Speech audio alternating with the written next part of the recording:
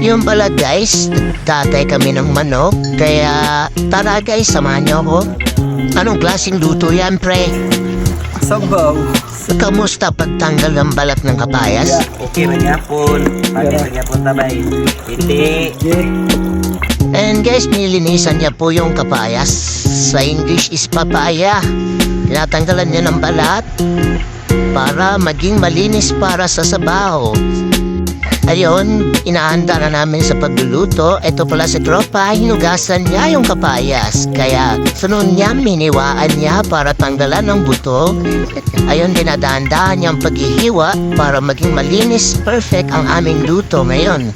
Napaka the best to, si Chief Cook pala. Yung pinaka magaling magluto sa amin sa 5-star Panglao pala siya nagtatrabaho. Guys, ayun. Kaya tamang ano lang kami na yun, chill-chill lang muna. Hanggang yung manok na tinatanggalan na ng balahibo ni tropa. Ayun, gigil na gigil siya sa pagbubunot. Kaya nahugasan na yung plato. Okay, nice going.